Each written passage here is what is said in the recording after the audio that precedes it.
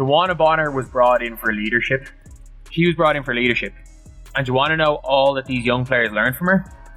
If things don't go your way, refuse to show up. Continue to get paid a max contract while you are sitting out, refusing to play. She got benched. She couldn't handle it. I want out. She's not playing well. She's getting criticized. I want out. DeWanna Bonner? More like DeWanna bailout. After vanishing for 5 straight games under the vague excuse of personal reasons, it's now confirmed. DeWanna is officially out from the Indiana Fever. And the fans? They're not just upset. They feel blindsided. This isn't about numbers, reputation, or even veteran presence. It's the unanswered questions surrounding her exit that have Fever Nation in an uproar. She was meant to be the trusted leader next to Caitlin Clark, the steady anchor during a championship push. Instead, she disappeared when the team needed her the most. But here's the twist. This might just turn out to be the best thing that's happened to the Fever all year. When DeWanna signed with the team, she said at this point in her career, she's playing for championships and obviously have championship experience in those veterans they brought in. How much does that get to add to the culture or just what it takes to win at a high level? Yeah, I mean, DB has been tremendous. Like, she's such a selfless leader. Like, she's here to win. She says that, but she really means it. Back in the hope-filled offseason, Bonner was praised as the missing piece to Indiana's championship puzzle. Her resume boasted leadership, multiple All-Star selections, WNBA rings, and even at 37, she still had fuel in the tank. It wasn't just about scoring. She was brought in to deliver playoff composure to a rising young squad fresh off a first-round exit. Think back to last postseason. Caitlin Clark and the Fever had energy but not enough veteran savvy to advance. That's where Bonner came in, to be the steady veteran presence. And early on, she owned the part, delivering hopeful interviews, preaching team unity, and welcoming her new teammates with open arms. And also joining a team that's just impressive. I think everybody's seen the second half of their season, and it was an unbelievable season. And I just felt like they had a dynamic core, and I just wanted to be another puzzle piece into what they had. And hopefully I can give my knowledge, my leadership, and give it to, these young players. So when I retire, they can, pass along. So I feel like they're young, but I also feel like they're a great young. They don't need too much coaching and too much leadership. They kind of figure it out themselves, and I'm just hoping that I can add to it and make basketball a little easier for them, and as well they can make it a little easier for me. Fans were all in. They snapped up her jerseys, showered her with support, and embraced her arrival in Indy like a homecoming. Bonner looked genuinely energized to be back in the thick of meaningful basketball, especially in a city where WNBA games had suddenly become can't-miss events. Indianapolis had turned into the league's hottest destination, and Bonner seemed to be feeding off that electric vibe. I guess to that point, how does this kind of compare to what you are used to? Oh man, yeah, totally different atmosphere.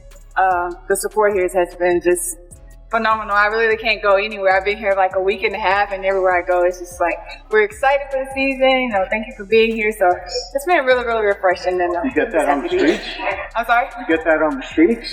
Yeah, everywhere. Everywhere I go, it's just can't even go to the grocery store without someone saying how excited they are. So it's just been really refreshing. That's exciting. Even Clark, already carrying the weight of an entire league, looked genuinely thrilled to have Bonner by her side.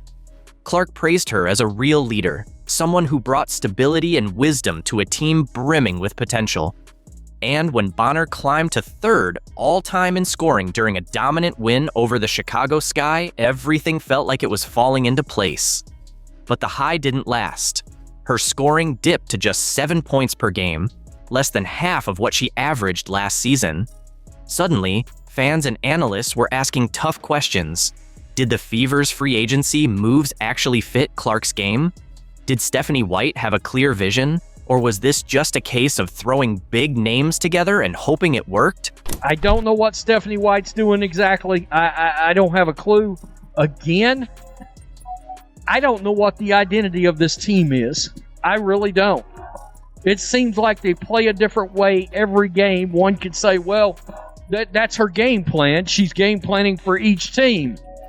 How's that working out for you? And then, just like that, Bonner was gone.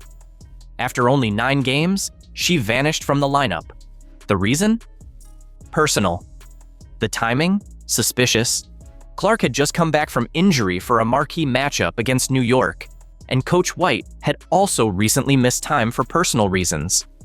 So at first, fans gave Bonner the benefit of the doubt, but as more games passed and she stayed absent, the whispers grew louder. No statements, no injury status, no transparency, just radio silence. And silence, especially in sports, invites speculation. How is she doing? Is there any timeline for her return? Yeah, she's doing well. She's doing well. Again, no timeline. I think it's day to day, and for us to just make sure that we're continuing to be supportive of DB. That's when the whispers exploded into full-on detective mode. Fans caught that she'd wiped Indiana Fever references from her Instagram. Rumors swirled that her jerseys had vanished from the team store. Others even said her image was quietly removed from the arena. Whether those things were true didn't really matter anymore. The silence from the organization only made things worse. It was like tossing gasoline on an already burning fire. Fans started piecing it all together, and spoiler alert, they were onto something. Multiple league insiders are reporting to Annie Costabile, of course Annie Costabile is breaking this news, of Front Office Sports that DeWanna Bonner has quote-unquote no interest in returning to the Indiana Fever. Instead, wanting to be in landing spots with either the Phoenix Mercury or the Atlanta Dream. Soon, credible outlets caught wind of the story. Bonner was out. Period. Naturally, all attention shifted to Coach White. Surely, with the cat out of the bag, she'd finally clear the air, right? Wrong. Her reaction? Absolute radio silence. Obviously, there were reports today that DB doesn't intend to return to the team. Just what conversations have you had with her and with the front office about that? Yeah, I had a lot of conversations recently, really focused on the group that we have right here and what we need to do to position ourselves to win. Same with Bonner's agent. Not a single word. And let's be real, if any of these reports were false, it wouldn't take more than one tweet to shut them down. But the silence? That spoke volumes. No comment is a comment. No explanation is an explanation. If we were trying to get back, we would have said, we're trying to get back. We're trying to work some things out behind the scenes so both parties are satisfied moving forward. We don't even get that. And now, the story we were sold, that DeWanna Bonner came to mentor, to lead, to selflessly help this team evolve, has gone up in flames. Reports say the moment her role shrank, she mentally pieced out. No more vocal leader, no more sideline encouragement, no more guiding Clark through the spotlight storm. Instead, Bonner disappeared like a bad magician trick, leaving her teammates to handle the chaos alone. Multiple sources tell Front Office Sports the fit in Indiana was off in the beginning. Bonner, who was signed to be an anchor to win with championship experience for the team's young core, was expected to be a starter. So basically, she stunk it up, got benched for Alexi, and was pissed.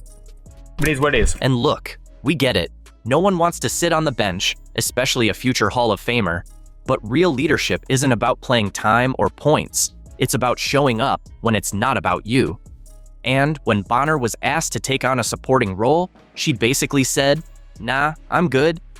Instead of stepping into the role she was signed for, she walked away. And that's what stings. Right now, Indiana Fever fans are feeling burned. Think about it. They rolled out the red carpet for DeWanna Bonner, welcomed her as the cultural compass and mentor, someone who'd steer this young core and Caitlin Clark toward a championship. I have yet to see a single example of Angel Reese being a leader outside of rebounding her own missed layups. What does Angel Reese do? What is her contribution? You tell me, because I'm not seeing it. I know I'm harsh on Angel Reese, but she considers herself a star. If you're going to call yourself a star, I expect you to perform like a star, especially in big moments. Caitlin Clark was injured. Angel Reese was the only star on the court last night. And for 27 minutes, she completely disappeared. Angel Reese just suffered the most humiliating moment of her career in front of a packed house and primetime viewers. She scored a mere 4 points on 2 of 7 shots as the Indiana Fever crushed the Chicago Sky by 27. But here's the kicker. The Fever played without Caitlin Clark, Sophie Cunningham, or even their head coach. And the moment that truly shattered Reese's confidence? We'll break it down in this video. Caitlin Clark pulled off a live TV move that completely put Reese in her place. Well, there's a lot of reaction coming in from last night's drubbing, destruction, annihilation, cremation, whatever you want to call it, roasting, sauteed, whatever your form of cooking may be. But the Indiana Fever absolutely dismantled the Chicago Sky. You know a player isn't a true draw when tickets to their game drop to the price of a gas station candy bar. This United Center showdown was supposed to be Angel Reese's chance to prove she could pull in crowds and viewers without Caitlin Clark stealing the spotlight. All season, the Chicago Sky pushed the story that Reese was just as much of a box office star as Clark, that fans showed up to watch her shine too. Angel Reese is now quoted as saying, "I'll look back in 20 years and be like, yeah, the reason why we're watching women's basketball is not just because of one person." She refuses to say Caitlin Clark's name. "It's because of me too, and I want you to realize that." Then reality hit like a freight train. Once Caitlin Clark was ruled out with her quad injury, ticket prices crashed from premium to just $3. $3. You can't even grab a decent coffee for that. Yet, that's what people were willing to pay to watch Angel Reese at the United Center. This wasn't a small dip. Tickets once priced for a marquee WNBA showdown suddenly tanked. The moment Clark's absence was official, the secondary market collapsed. Scalpers couldn't give tickets away, and fans who'd been hyped lost all interest. Now, it's crystal clear. There's only one true star.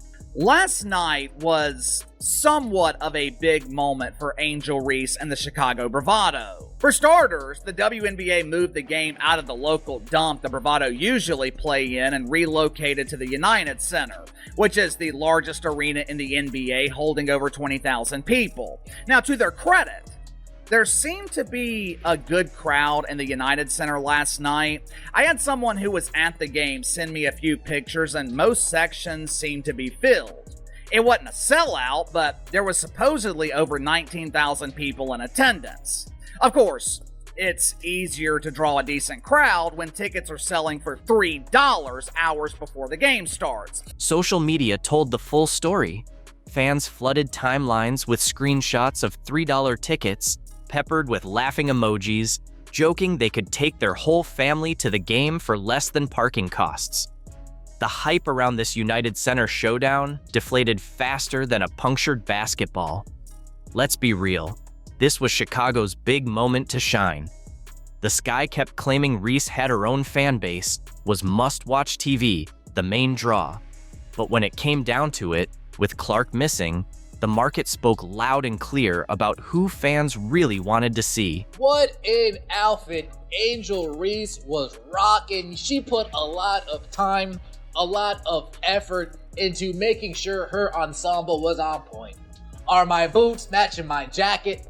Are my gloves matching my hat? Angel Reese put in tons of time for this outfit, which begs the question, does Angel Reese put in more time in her outfits for the pre-game catwalk, or does she put in more time to actually get better at the game? Compare that to past games where Clark's presence packed the arena with sellout crowds. Fans lined up hours early just to catch a glimpse of Clark warming up. The difference couldn't have been more glaring. Angel Reese, part 38, let's get it! Life throws her lemons, she makes bricks. Bang! PSA to anyone watching, she is right-handed. Right-handed, by the way. She missed the rim by 3 feet, man. Bang! I gotta say, this is my favorite summer sitcom. Pecan? Butter pecan? Bang! Here's a stat. She's been blocked 20 times, and she's only made 21 hoops. What? Even Chicago Sky fans lost interest without the Clark matchup to hype. The game's energy shifted from electric anticipation to resigned obligation. Fans who planned watch parties suddenly made other Friday night plans. This ticket price disaster was just the start of Angel Reese's worst nightmare unfolding on the biggest stage. Those $3 tickets perfectly foreshadowed the kind of performance Chicago's supposed superstar was about to deliver. This might have been the first WNBA game broadcast on CBS in prime time. If it's not the first, it's one of very few. This was a big moment. I'm sure the WNBA would call it historic. Angel Reese is playing in an NBA arena in prime time on network television on Saturday night. Outside of regular season baseball, maybe the College World Series, there was no competition on television. The eyes of the sports world were focused on Angel Reese in the WNBA. And Angel Reese once again proved why no one is watching her. 4 points on 2 of 7 shooting in 27 minutes on primetime TV. That's how you ruin your reputation live and loud. The United Center hosted its first ever WNBA game, with CBS clearing prime time and a sold-out crowd filling the NBA's biggest arena expecting fireworks.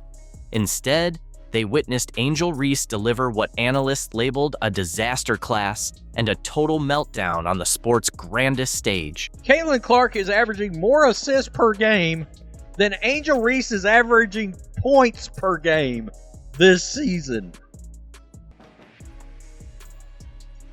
Yeah. 9.3 points per assists per game. 9.3 assists per game. Let me just bring it up. To 9.1 points per game. Let's break down just how brutal this performance was.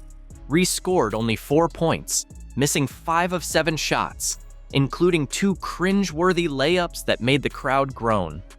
One attempt was completely blocked, and the cameras captured every flicker of her visible frustration as the game slipped away. For someone hyped as Chicago's superstar and box office draw, this stat line was downright savage. Another diabolical stat. She's 19 of 59 from less than 5 feet away. How about that, man? Bang! She should work at housekeeping for hotels because she could turn it over quickly. Lost by 27, scored only 4 points against the Indiana Fever. I mentioned no Caitlin Clark, no problem, give and go. Like a given no shot of working. Bang! You prefer a car or plane? Car or plane for what? For how you want to travel! That's too many steps and you can't do that. But here's what truly broke the game wide open. Reese. Out there, she looked utterly lost. Every move seemed clouded by doubt. Every decision a step into uncertainty. The weight of the moment crushed her, and Indiana's defense tore through her composure like a storm. The cameras caught it all. The frustrated shakes of her head, the silent disappointment etched on her face as shot after shot rattled off the rim. This wasn't just a bad game. This was a moment of unraveling, and the story was impossible to ignore. There has been rumblings that basically, Kelsey Plum wanted to get the hell away from them, meaning Becky Hammond and A'ja Wilson. And I'm here to tell you guys, it is looking like that way because none other than Kelsey Plum actually fired shots at the Las Vegas Aces in her opening press conference interview. Could this be the end of the Las Vegas Aces dynasty, with 5-star players heading for the exit and controversy in the air? It definitely seems like it, but trust me, there's a lot more to this saga than you might think. Now, we know throughout the offseason there has been a lot of chatter behind the scenes in regards to the Las Vegas Aces. The Las Vegas Aces team was completely derailed at the conclusion of the season, which leaving a lot of people to speculate what the hell is going on in Vegas. Kelsey Plum has finally spoken out, and she's not holding anything back. In her first press conference with the LA Sparks, she didn't mince words about her old team. But this is just the beginning. Is A'ja Wilson really the one to blame for the mass exodus and the collapse? Did Coach Becky Hammond play a role, or is there a larger conspiracy at work? Let's dive in and unpack it all. Just a question for Kelsey. You came from a place in Las Vegas that really valued player health and player experience. I'm just curious what it was about LA that convinced you that the Sparks would also provide a high-quality player experience and amenities. Imagine this. Kelsey Plum at the podium, LA Sparks jersey in hand. The tension in the air is palpable. Something doesn't feel right, and you can sense it. What's coming next? I will say every step of the way, they have not just met but exceeded my expectations. And I've been treated better than I've ever been as a WNBA player. And I think that, at times, people have their own experiences, but I can speak for myself. And this has been first class. At first, it's all smiles and gratitude, the typical press conference routine. But then, out of nowhere, Plum drops a bombshell that rocks the WNBA. I've been treated better than I ever have as a WNBA player. Hold up, what? Did she just take a dig at the Aces? I know that this franchise is extremely, extremely valuing the opportunity to be able to support players in any way that they can. And I've seen that firsthand. And, obviously as the franchise, we continue to build on this year. And, there's been a lot of change in the last couple of years with, coach and management and things like that. I'm excited to be part of the new wave and, we'll be able to show players that this is a place where LA, you want to play. Let's dive into this. Plum's been with the Aces for years. She's got championships under her belt with them. And in her last season, she averaged 17.8 points, 4.2 assists, and 2.6 rebounds per game. She was drafted by them. It's the only team she's ever known. Everything seemed fine. So why is she suddenly suggesting she wasn't treated well? What's really going on in Las Vegas? We'll break it all down shortly. I've been treated better than I ever have been as a WNBA player. Now, that is the comment there that is raising eyebrows amongst fans in regards to Kelsey Plum, stating that she's been treated better so far than she has ever been as a WNBA player. Here's where things get really interesting. Plum's comments aren't just about her experience in LA. They offer a glimpse into what's been happening behind the scenes in the Aces locker room. Remember when the Aces were untouchable, sitting at the top? Turns out, that picture-perfect image might have been nothing more than a mirage. For someone like me, it's just a perfect mix of preparation and opportunity. I've been chomping at the bit to get the opportunity to be able to lead and show, who I am as a player on a different scale. And so I'm just really excited about that. And I've never been more ready. And, I think some people might be surprised, but no one that really knows will be. But Plum's not finished yet. She goes on about the excitement for her new role, the chance to make a bigger impact. Is she hinting that she couldn't do that with the Aces? She said it's always been leading by example, a level of consistency as a pro. These days, we get caught up in how we feel. It doesn't matter how you feel as a leader. You got to show up and lead. There's a level of competitiveness that has to be consistent every day. It's a culture. Other than that, just having fun. We all play better and enjoy ourselves when we're doing what we love to do. She's definitely sending subliminals back to Vegas, bro. The reactions on social media have been absolutely crazy. Some fans are calling out Aces management, while others are hyped for Plum's fresh start with the Sparks. One fan even said Kelsey can finally focus on her own game without constantly bringing up how someone won unanimous MVP. Ouch.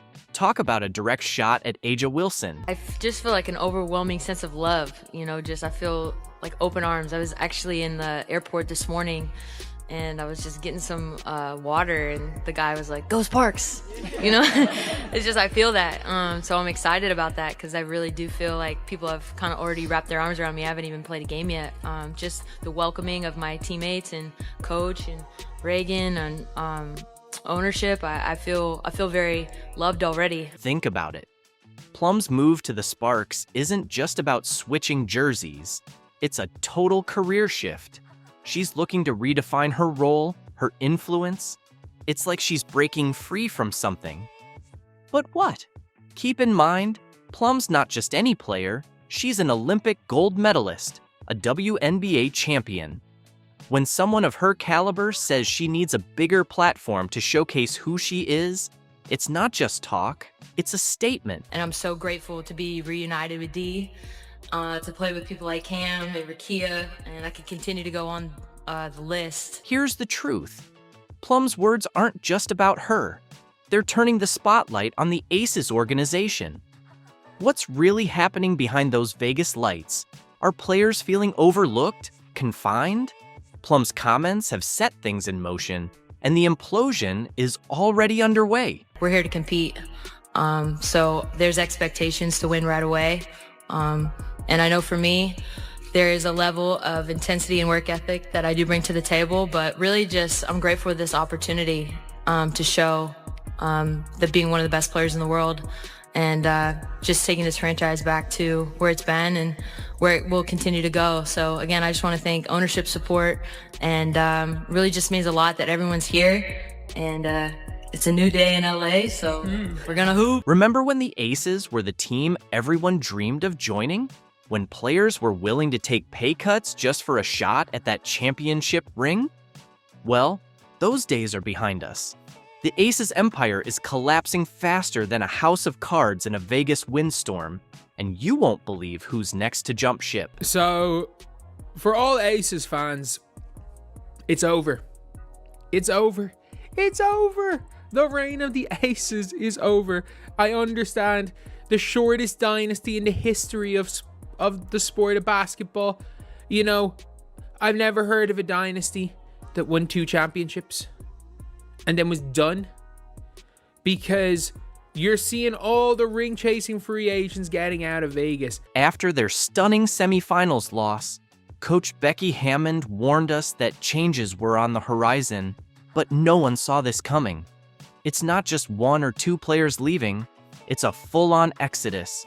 And now the Aces roster is looking like Swiss cheese. We have to get better. We have to really take a sharp look at ourselves, look ourselves in the mirror, see our shortcomings, and then, you got to make the moves necessary, whatever that means, to put the best product that we possibly can.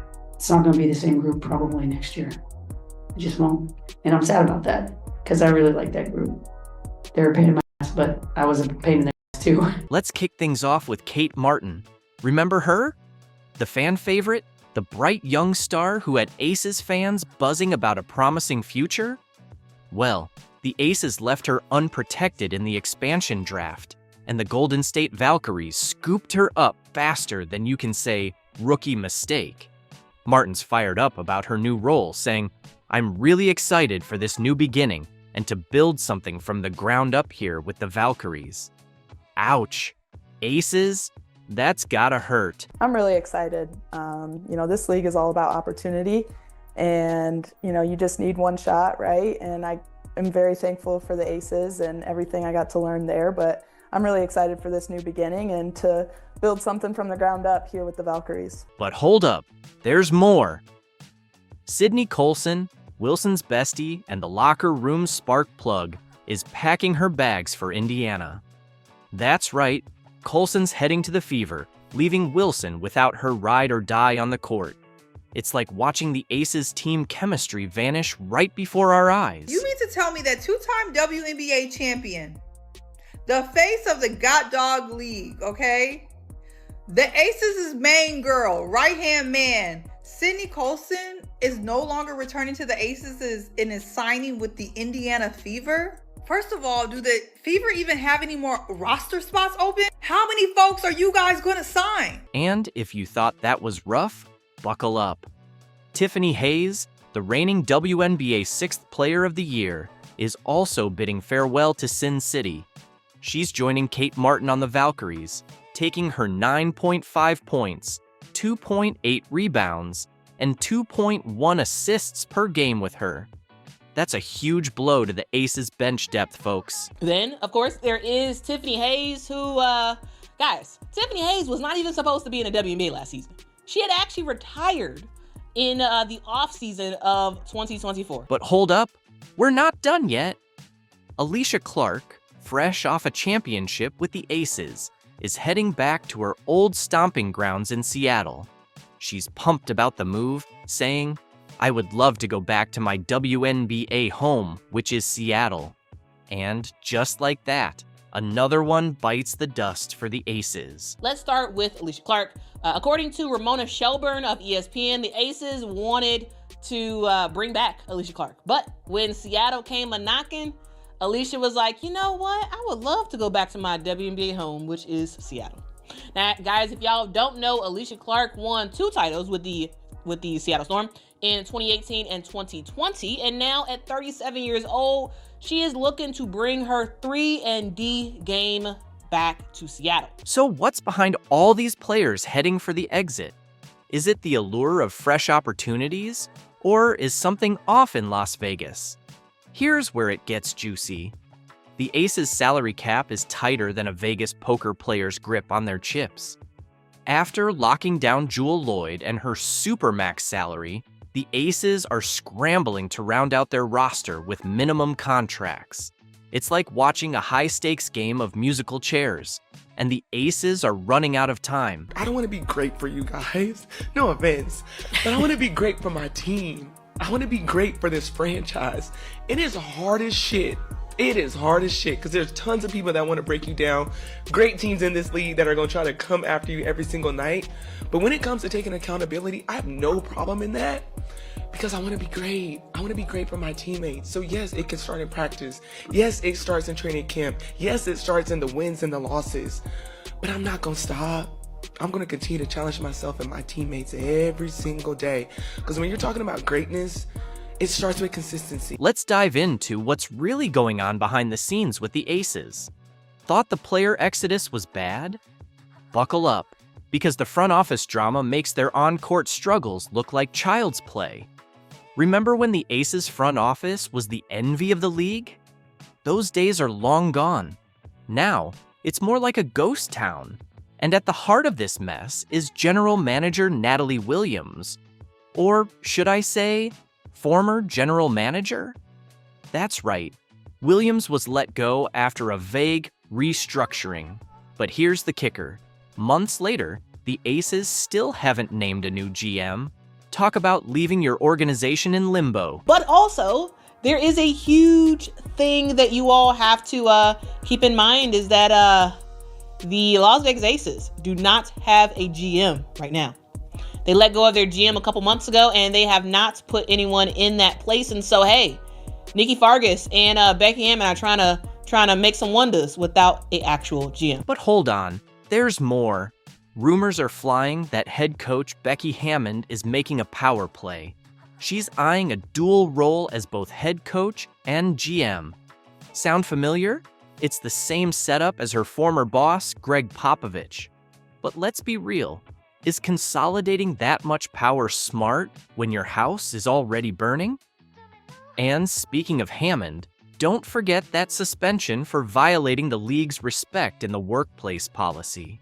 Not exactly great for the Aces' image, but that's just the start. What is going on in their locker room? Like, this Aces team is falling apart. This is not a coach that I would want to play for. And let's not forget about the De'Erica Hamby lawsuit. The former Aces player is claiming discrimination and unfair treatment during her pregnancy. And this isn't just some petty accusation.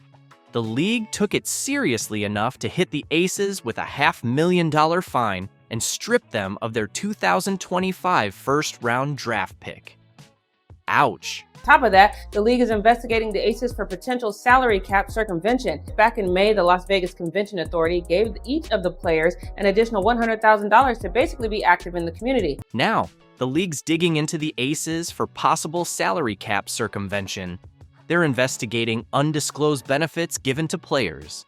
Basically, the Aces are accused of sliding extra perks under the table.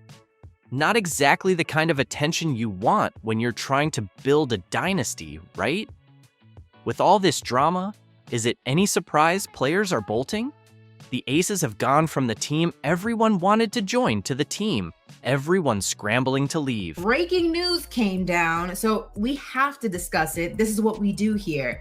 We're talking about the Indiana Fever making yet another move, Alicia, because they're Thanos right now and they're collecting all the Infinity Stones. While the Aces are stuck in roster chaos, the Indiana Fever are making waves. Once the league's punching bag, they've turned into the talk of the town, assembling a powerhouse team around their superstar, Caitlin Clark. With stars like Aaliyah Boston, Kelsey Mitchell, Lexi Hull, and veteran additions like Natasha Howard and DeWanna Bonner, the Fever are on the rise. What's more impressive? These players chose the Fever. In one off-season, they've gone from bottom dwellers to contenders, and it's a slap in the face to those who doubted them. While the Aces are drowning in drama, the Fever are showing how it's done. We know she was dealing with a lot coming off Iowa National Championship game, entering the WNBA, big time transition. I understand that, but we also have to hold these WNBA referees accountable because they played a big factor in the assault Caitlin Clark took for the 2024 season because they did not call a bunch of calls that should have been fouls, bro. The WNBA has a major referee problem, and Caitlin Clark's rookie season is where this whole controversy sparked. I'm about to show you footage that's going to completely shift how you see her battles in the league. From dubious technical fouls to blatant missed calls on clear contact, the pattern is hard to ignore. And here's the thing. It matters because no matter how much the Indiana front office improves, whether through coaching changes or bringing in better free agents, nothing will actually change if the officiating stays this way. Yeah, we know the Indiana Fever front office did everything they had to do, put the right pieces around Caitlin Clark, make sure they make it far in the playoffs, and possibly get a WNBA championship. Clark's experience isn't just her own struggle. It's exposing bigger issues that could define the future of the entire WNBA. Prime example, what really made me start thinking about this was the DeJounte Currington situation. They didn't call nothing on that for her poking Caitlin Clark in the eye, and that really had me thinking, like, how many times did they actually, drop the ball and didn't call stuff against Caitlin? Have you ever watched a basketball game and felt like the refs were just gunning for one player? That's exactly what went down with Caitlin Clark last season, and I've got the proof to back it up. When Clark entered the WNBA, viewership skyrocketed, record-breaking numbers everywhere. But while all eyes were on Clark, something strange was going on with the way the games were being called. Caitlin got called for a technical for hitting the back of the backboard, but somebody viciously clotheslined her. We're not getting a call for that. And I just wondered, if they would have done it a little different, just start calling stuff for people assaulting Caitlin Clark, that would have kind of minimized the pressure and minimized the assault I believe she would have took for the 2024 season. And going into this new season, once again, they're held responsible, bro. The story around Clark's rookie season was all about her adjusting to the physicality of the pro game, but that's a huge oversimplification of what actually went down. Refs consistently turned a blind eye to obvious fouls. She was getting crushed on drives, shoved on jumpers, and roughed up off the ball. Remember that offensive foul call on June 13th against Seattle? Clark made a basic dribble move, yet the whistle blew out of nowhere. The commentators were left scratching their heads. "I'm not seeing the foul there," one said, as the replay showed barely any contact at all. Second personal. Let's take a look. I think we ought to be able to see it from this angle. I don't see how that's an offensive foul to me. Now, that was called an offensive foul on Caitlin Clark. Do we all remember that play? How was that an offensive foul, bro? How remotely is this right here an offensive foul, dog? How? Like, I'm just not getting that. But that was the call that was put on Caitlin Clark. This wasn't a one-off thing. It was a pattern. Watching her season felt like watching a game where the umpire was clearly biased, like the whole thing was rigged. When you go back and review the footage, it's impossible to ignore. The way Clark was officiated was just different. A'ja Wilson and Breanna Stewart made the same exact moves and got favorable calls.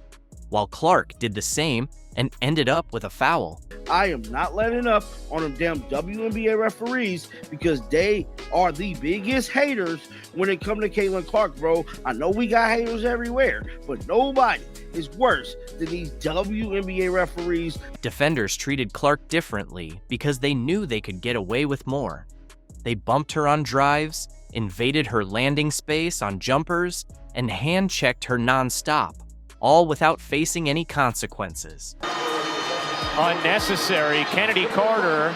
Seattle, and all of a sudden, we're pretty close. This has been as close as it's been all second quarter long, 44. Clark's usage rate and driving frequency should have meant way more free throw attempts for someone with her offensive workload. Averaging just 3.7 free throws a game is ridiculous. Other rookies with similar styles were getting to the line nearly twice as often, yet Clark missed out on countless free throw opportunities that should have been hers. Because there was also a stat that came out a few weeks ago that said Caitlin Clark received 17% of the WNBA's flagrant fouls this season, and 80% of those flagrant fouls were committed by the Chicago Sky against Caitlin Clark. The impact wasn't just about the stats. Adjusting to a faster, stronger league is tough enough. But realizing the refs are using a completely different rulebook for you? That messes with your confidence, decision-making, and rhythm. And as the season went on, it only got worse. Once defenders realized they could get away with extra contact, they went after her even harder, with no consequences in sight. But when you have the face of your league getting nearly 20% of all flagrant fouls called against her, that is an issue. And that's not just an issue that the players have to work out. That is from top down. That goes to the commissioner level. Like, that is the level that needs to control these kinds of things. The targeting of Caitlin Clark went from bad to straight up dangerous. And I'm not even exaggerating here. There's footage that shows Clark getting completely flattened while driving to the rim, and not a single whistle from the refs. How is that even possible in professional basketball? Take a look at this. They're going to pick up Caitlin Clark from the second she touches the basketball. That's what Burton did there. All over Caitlin. Wow. That's a foul. When you watch the games, it's clear. Clark was playing under a whole different rulebook than everyone else. In one jaw-dropping game, she drives toward the basket and gets absolutely leveled. You can literally hear the commentators shouting, "That's a foul!" in disbelief. But the refs, they just stood there, whistle silent, like nothing even happened. She's coming down the court.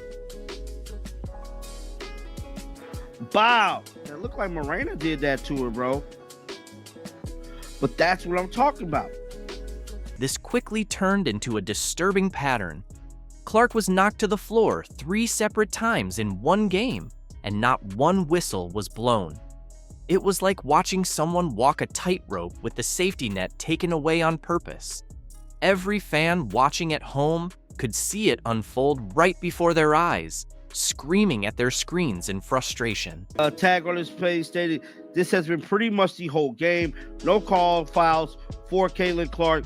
The WNBA and their officials now know how to screw up a good thing." The contrast in how players defended Clark compared to other guards tells the whole story. Take Marina Mabrey, for example. Her defensive approach against other players versus how she guarded Clark was like night and day. Mabrey figured out fast that she could get away with a lot more physical contact on Clark without facing any consequences from the refs. Remember that Carrington incident? You can see Caitlin comes off a screen here. She dribbles back to her right hand, and then she's going for the pass to Aaliyah Boston when DeJuan jumps up, seemingly looking to try to steal the ball, and then hits her in the face. Caitlin is on the ground, the ball goes in the opposite direction, and the Connecticut Sun score. The internet doing what the internet does, they found a second angle to this play, and this is where a lot of fans were saying that this was intentional. It's in slow motion, as you can see here. DeJuan is going up for the ball, she misses, and then her hand bends down like this and goes straight into Caitlin's eye. Clark got straight up poked in the eye. A dangerous move and a clear foul by any standard. But the refs just swallowed their whistles and didn't even review the play. Meanwhile, in that same quarter, Another player got called for barely grazing an opponent's arm. The double standard was so blatant, it felt like watching two completely different sports being played on the same court. It got so obvious that even former WNBA refs spoke out. One former ref pointed out that the officiating standard for Clark was noticeably different compared to everyone else. And that's not coming from just some upset fans. That's from someone who knows the rulebook inside and out. The tag on this will say, how can the WNBA justify these referees? Caitlin Clark gets blatantly fouled twice, no call. I guess that's the playoffs, but these are bad. What we witnessed wasn't just a few missed calls. It was a dangerous pattern that put Clark's safety at risk. Each ignored infraction only emboldened defenders further. What began as extra contact quickly escalated into dangerous plays. Some of these actions resembled football tackles more than basketball defense. When refs don't protect the player, the physicality only intensifies. Clark wasn't just facing tough defense. She was in real danger of injury while the ref stood by, letting it happen game after game. Hey guys, it's Sophie Cunningham here. I'm finally in Indiana and I am so excited to be here and meet all of you. See you guys at the game. Bye. Those aren't the words of someone who doesn't want to play for the Indiana Fever. No, those are the words of Sophie Cunningham, the WNBA enforcer, who just landed in Indiana and is ready to shake things up for Caitlin Clark and the squad.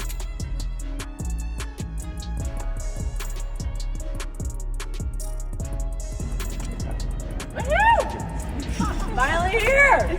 About it! All right.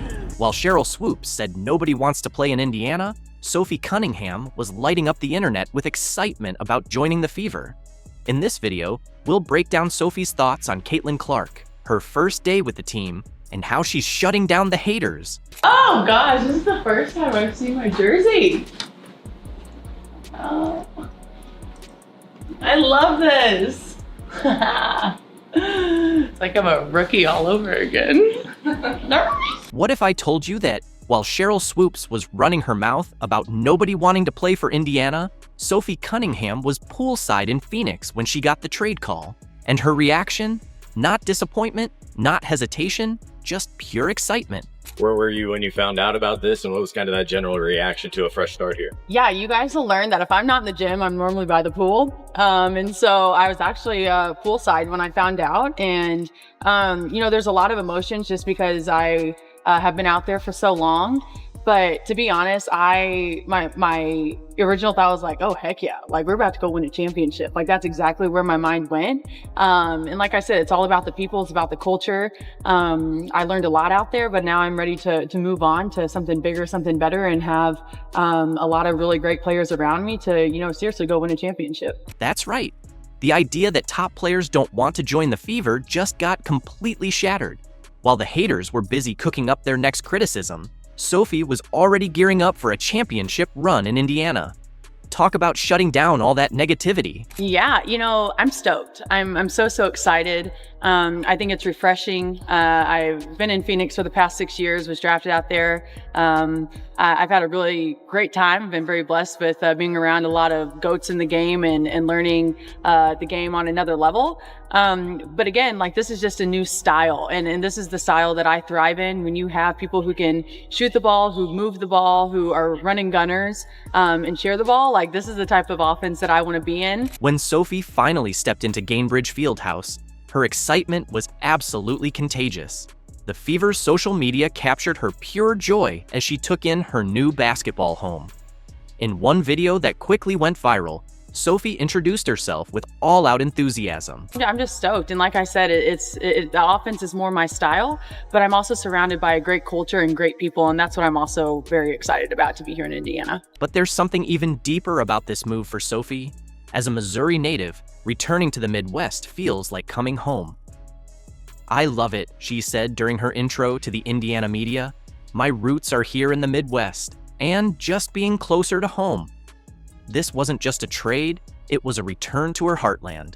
How impactful will it be for you and your family to be back here in the Midwest, something that Caitlin had as well, and within driving distance for everyone, right? I love it. My roots are here in the Midwest, and just to be closer to home, my sister is married and has a kid, has another one on the way, and family is everything to me. I have a really great support system, and you better believe I've already had over 100, 200 people reach out. Hey, how do we get season tickets? I was like, I have no idea. I just got traded 2 hours ago. So I think we're going to have a pretty cool fan base up here from Missouri.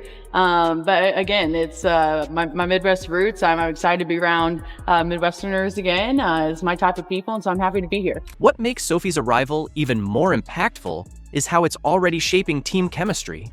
In a league where some stars bring egos bigger than their talent, Sophie wasted no time stressing the importance of a selfless culture. I'm just excited, but to be honest, I think when you have a group that can let go of the egos and you're really just here to win and work hard, I think that's the best type of group, and you're all willing to do the dirty work, and I think that's what I'm most excited about. That's my bread and butter right there, is outwork your opponents and have fun doing it. Fans flooded social media with excitement, showing overwhelming support for seeing her in action.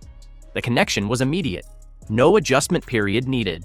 Sophie didn't just join the team, she fully embraced it from day one. Now that I've been here, and I have been paying a lot more attention to it, and it's crazy, right? Like it's a whirlwind, and there's an adjustment period, not only for her, but for her teammates around her, for Indiana as a whole.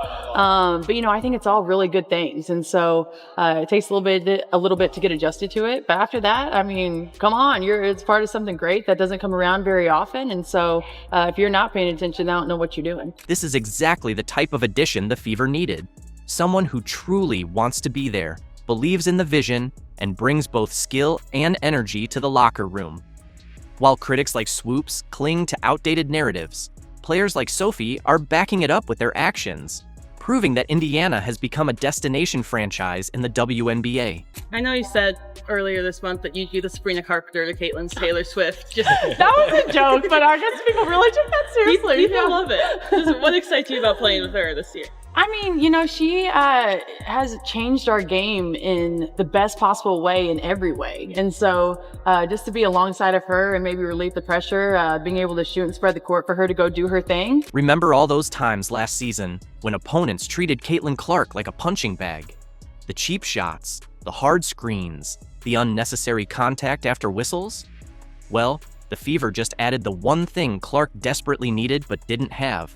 A true enforcer ready to make opponents think twice. She's still young, and I think that I've been taken under, Diana took me under her wing, and I've learned a lot from her, and now I hope to kind of do the same for Caitlin if she wants it. I just think the relationship piece is huge, and when you're trying to do something great, it takes everybody, and so I want her to go do her thing, and anything she needs from me, I'm going to be here. But again, I think that just the competitor that I am, I'm fierce, I'm sassy. I stick up for my teammates, stick up for myself, and so sometimes I think that's okay to be feisty and to be yourself. Sophie Cunningham isn't just bringing her game to Indiana, she's bringing her reputation as one of the WNBA's fiercest competitors, the kind of player that makes opponents think twice before crossing her.